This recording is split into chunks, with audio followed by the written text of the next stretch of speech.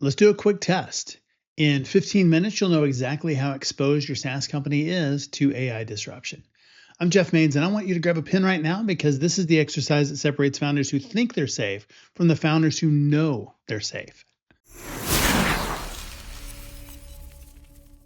This is video 8 in the Futureproof series. We've covered a lot of things so far.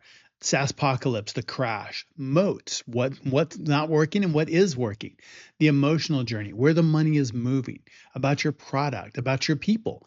And we're going to get even more tactical because here's the problem. Most founders think that they have a moat. They think they've got some differentiation, some happy customers, some defensibility. But when you actually pressure test it, when you ask the hard questions, a lot of those moats turn out to be puddles. So today I'm going to give you an audit that you can do with your leadership team in about 15 minutes. 3 moats, 3 questions each, and just score yourself. At the end, you'll have a one-page scorecard that tells you exactly where you're strong and where you're dangerously exposed. So let's go. All right, here's how this works. I've actually created a download so you can download the audit and use that with your team. And what I'll do is I'll frame it up here and give you a little extra color along with that. So remember the DTG triangle from a couple of videos ago. And so what we're looking for here is we're just going to make 9 boxes. And if you remember DTG, we had data, we had trust, and we had, remember what it was? Gravity, of course. And so we're going to talk about each one of those and evaluate those 3 modes. So data is, do you have proprietary data that makes your product better? The trust moat is, do you have customers, do they bet their careers and businesses on you? And the gravity moat is your product so embedded in their operations that switching is painful? And so I'm going to give you 3 questions for each one of those. And again, it's on the download. And score yourself not based on where you want to be, score based on where you actually are. And in the end, you'll add up your scores for each moat, and then we'll talk about what to do with them. So let's start with data. And the data moat is about proprietary information that makes your product smarter, stickier, and harder to replicate. And so one of the first questions to ask is, do we collect data that nobody else has? So I'm just going to say unique data. And it's, not that we just have customer data. Everybody has customer data. I'm talking about proprietary data sets from your specific vertical. Behavior patterns that only you see because how your product is used, historical information that is just impossible to recreate. And so you can score yourself on that question. Question 2 is, does that data make our product smarter over time? So I'll say data, product, smarter. And this is a key distinction. It's not enough to have the data. The question is, does it compound? Does your product get better recommendations, better predictions, better automation as you collect more of that data? Or is the data just sitting in a database, not being used to improve anything? And I was in that bucket with my SaaS company.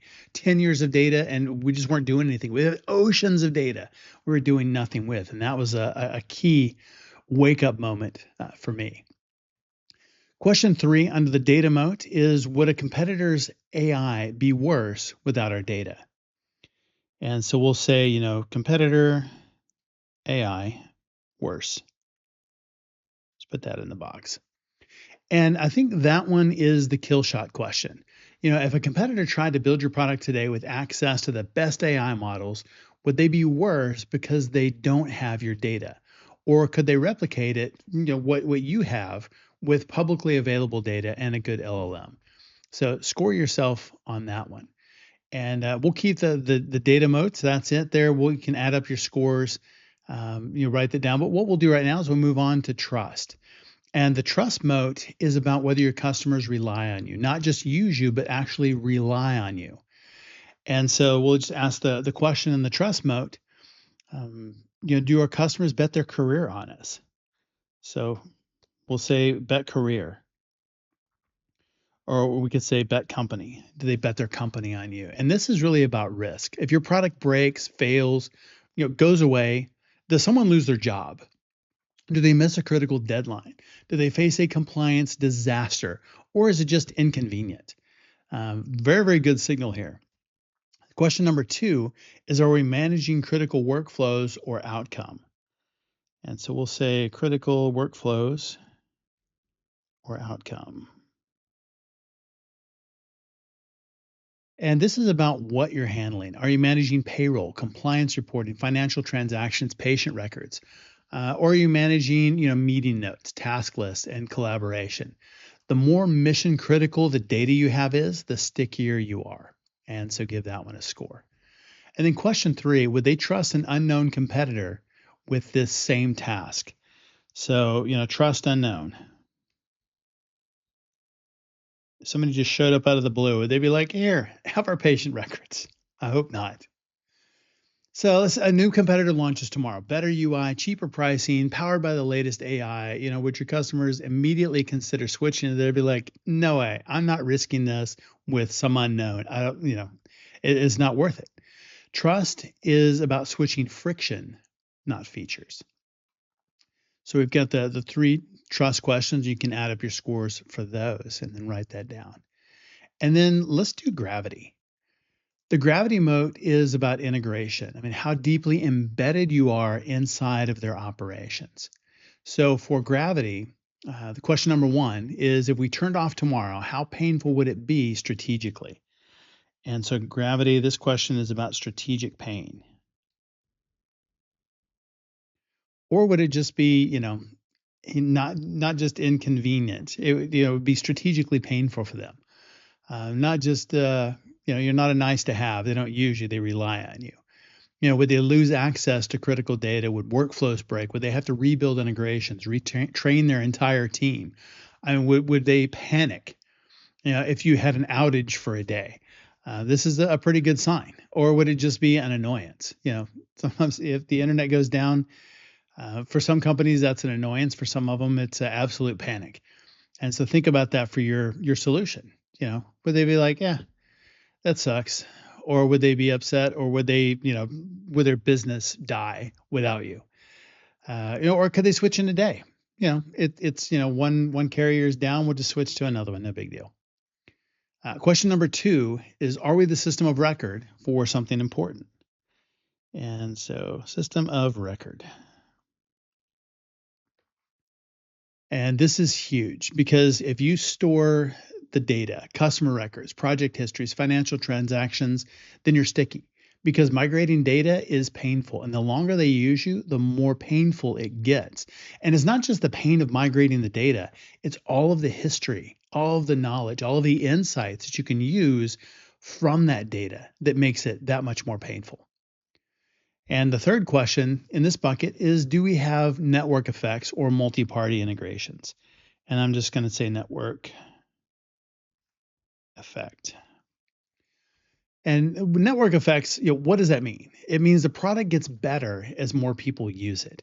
And one of the things I like to say about this is, if you're using aggregated data, and I love this about a number of the clients I work with is they do that, and we actually do it at my SaaS company as well, is aggregating that data and using that for intelligence across the board. So the larger data set we have, the more it improves for everybody, the more precise we can be in our predictions.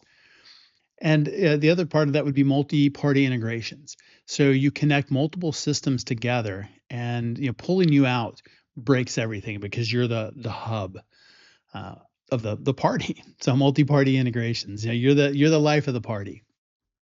Both of those things create gravity. And so give that a score. And then add up your 3 scores and write your gravity score, and let's interpret what you got. And you can do this on your own. I don't want to score it here, because you can do that with your team. But think about this with your team. And let's talk about what it means, because each moat is scored out of 15. So 3 questions, 5 points each. 12 to 15, you got a strong moat, and it's something that's defensible. Double down there. 8 to 11, it's decent but vulnerable, and there's some things that you need to strengthen. 4 to 7 is weak. 1 to 3, dangerously exposed. Fix it or compensate with another moat. But here's the thing: if you scored 12 or more on any moat, that is your wedge. That's where you're strong. Lead with that. Build on it. Make it even stronger. And if you scored under 8 on all 3 moats, you might be in trouble. You don't have a defensible position, but the great thing is you know about that now, and you need to pick one moat and invest heavily in building that and do it fast. Uh, if one mode is dangerously low, like under 5, and you have some other ones, that could be your biggest vulnerability. Competitors or AI may attack you there, and you need a plan to shore it up or accept it's a weakness and compensate for it elsewhere. If you have the other two and they're both 15s, then you can probably live with a 5 in one of the other ones. Here are some common patterns that I see.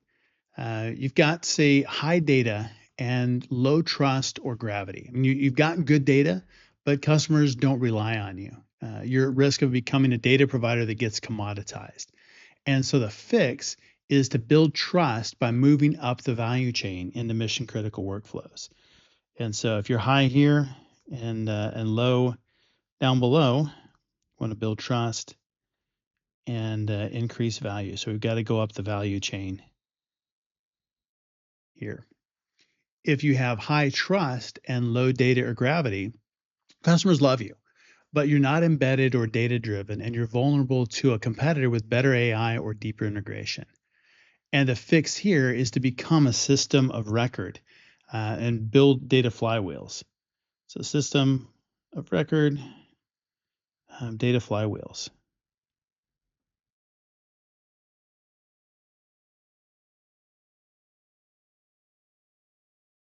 And if you're high gravity with low data and trust, it means that you're embedded, but not essential. I mean, customers use you out of habit or integration lock in, not because you're indispensable. And so the key here is to add intelligence. And so we want to add intelligence. So this would be like a data moat that we want to add here, or move into higher stakes workflows, move into things that really matter. You've got the gravity. So how can you expand that footprint into workflows? And so we'll say higher stakes, higher value. So higher stakes workflows. And the goal here is not perfection. It is clarity. I mean, you need to know where you're strong and where you're exposed, because you can't fix what you can't see. And here's your key takeaway for today. Don't guess about your moat, score it, and then fix it.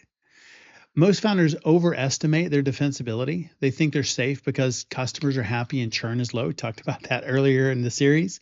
But happiness isn't a moat. Low churn isn't a moat. Defensibility is about whether you'd be hard to replace, and that requires data, trust, or gravity. So take this scorecard into your next leadership meeting, be honest, and then make a plan. All right, in the next video, we're going to go deep into the biggest lever you have to turning your data into a flywheel that compounds every single month. Because if you scored low in the data moat, this is how you fix it. And if you scored high, this is how you make it absolutely unbeatable. So hit subscribe, share the next video with your product team, and thanks for watching. And now, grab your leadership team, download that audit, and go audit your moat, build something awesome.